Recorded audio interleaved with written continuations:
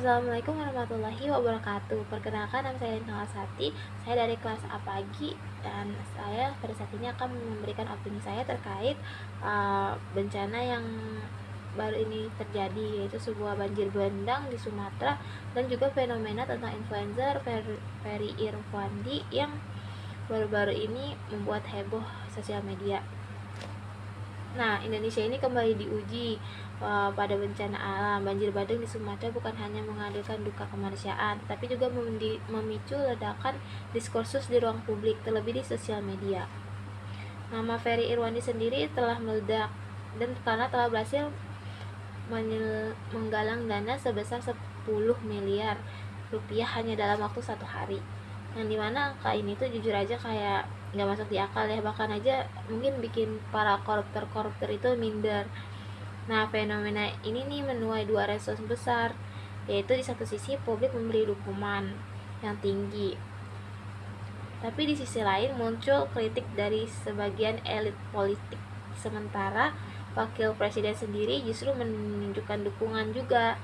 Nah, di sisi inilah isu ini menjadi menarik untuk dibedah dari perspektif komunikasi media massa, termasuk media sosial.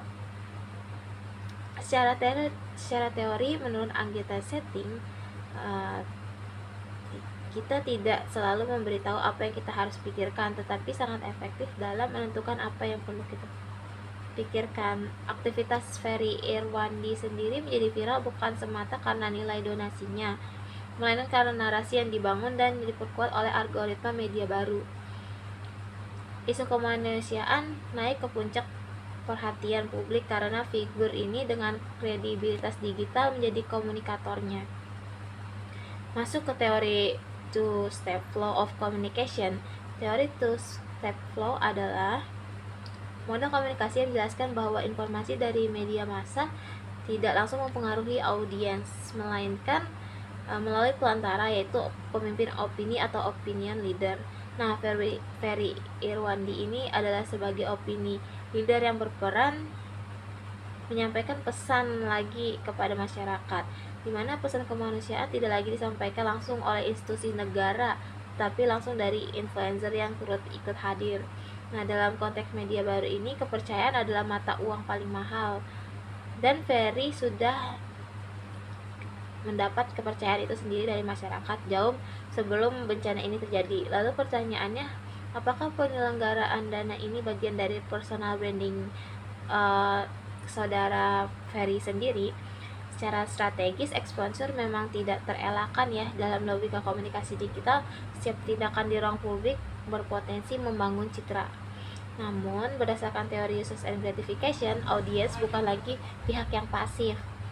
Publik mampu menilai apakah sebuah aksi yang dilakukan ini hanya demi kepuasan personal atau emang demi pemudahan kebutuhan sosial. Jadi, kalau dibilang si Ferry ini cuman cari sponsor, kita kan sebagai audiens ini udah tahu ya apa dia beneran tulus atau emang cuma buat personal branding aja.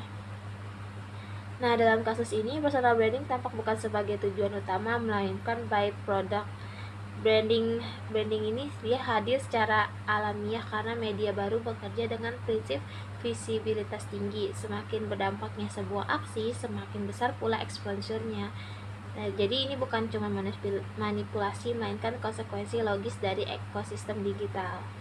Lalu perbedaan sikap antara elit politik dan wakil presiden juga menunjukkan adanya bentuk paradigma komunikasi nih. Negara yang masih berorientasi struktural kadang menghadapi gerakan sosial yang cair dan organik, sementara publik digital bergerak dengan logika kecepatan, empati, dan kepercayaan. Lalu sebagai penutup, penggalangan dana bencana di era media baru tidak bisa disederhanakan sebagai ajang pencitraan semata, di mana empati teknologi adalah fenomena komunikasi massa yang kompleks, di mana empati, teknologi, dan figur publik beririsan.